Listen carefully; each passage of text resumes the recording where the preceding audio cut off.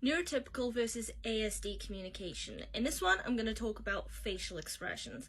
Now, if you're someone with ASD, then you've probably noticed that sometimes you're not great at interpreting someone's facial expressions or even their tone of voice. Now, like I said before, there are loads of different forms of communication, and all of them can be really confusing for someone with ASD, whereas for someone who's neurotypical, it's really straightforward and they don't have to put a lot of energy into understanding what someone's trying to tell them. But when it comes to facial expressions, now, for people who are neurotypical, or for most people, they're very spontaneous movements. If they're happy, they smile. If they're sad, they frown. If they're angry, they look angry. But it's not something that they have to put a lot of effort into doing. They don't have to think, right, I'm happy, I gotta look happy to show I'm happy to the person I'm talking to. But for someone with ASD, a lot of the time, it's not just a difficulty with interpreting how someone is feeling or what they're thinking by their facial expression or misreading a facial expression. A lot of time it's also struggling to convey their own emotions and what they mean or what they're thinking or feeling through their own facial expressions. A lot of people with ASD, especially when it's more severe in terms of communication difficulties, really struggle to convey that. So a lot of the time it's like they may be trying to be sympathetic or they may be happy, but they actually look pretty blank or unemotional. But they're not unemotional, it's just their facial expression isn't exactly matching how they're feeling. Also, someone who's neurotypical or doesn't have ASD would probably, a lot of the time actually, use facial expressions to convey how they're thinking or feeling without words. So it's like with me, if someone uses facial expressions and words at the same time, a lot of the time it's not too difficult for me to understand what they're getting at, because I can match the words to the facial expression and go, they're happy, they're sad, they're angry, they're joyful, whatever it is.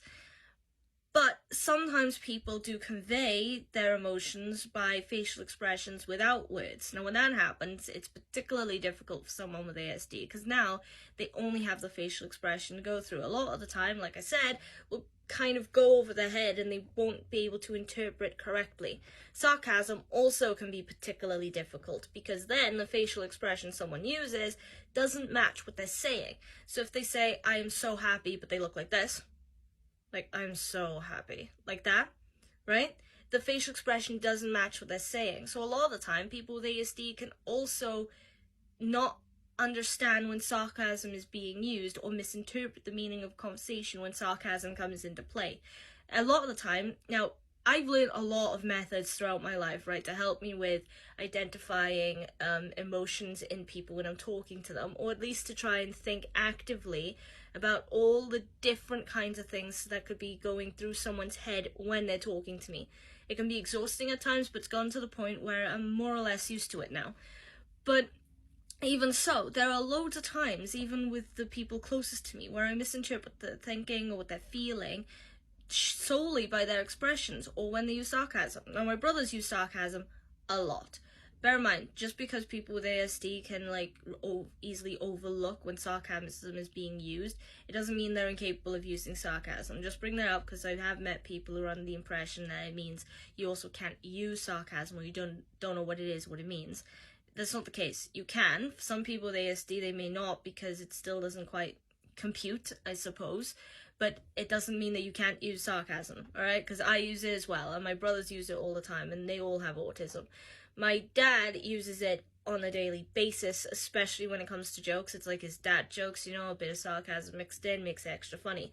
Sometimes I catch on, and sometimes I don't. And the times that I don't, especially if it's supposed to be something at my expense, but not actually, I tend to get upset or offended, and then he has to calm me down and go, whoa, no, this is what I meant. I was making a joke, I was being funny, I didn't mean what I said. And I go, oh, okay. And I try to brush it off, but I also feel kind of embarrassed because I didn't catch on sooner, because otherwise I have a good sense of humor, you know, and I want to catch on to those things. But that's what I'm saying. So sarcasm can also be particularly difficult. Now, a good trick, though, if you have ASD, is to practice facial expressions. It probably sounds a bit strange, and it probably feels a bit strange. I've even tried it myself. When you look into a mirror and you're trying to, I don't mean look in a mirror and smile, frown, I mean just get used to a sort of list in your head of how things look. Yeah, of how certain expressions convey certain emotions until you're used to it, until you don't have to think about it anymore, not so much or not so actively.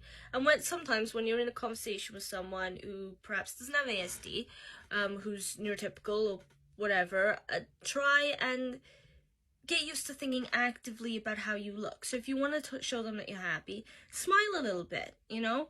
If you want to show them that you're sad, frown a little bit. It's funny, I do acting classes, and a lot of this I've actually learned through drama. So I think drama can actually be really, really helpful for people with ASD when it comes to learning social cues or social communication and things like that. But anyway, that's all I wanted to cover in this video. And if you have any thoughts or opinions on what I've said, please put so in the comments.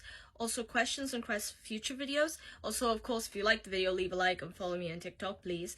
Besides that, repost the video if you're interested, or for awareness, personal motivation, or subscribe to the YouTube channel, because that's still ongoing as well. It's a little bit behind these videos, but still going. Anyway, with all that said, hopefully you liked the video, and I'll see you in the next one. Till then, please enjoy your day, and I'll see you soon. Bye!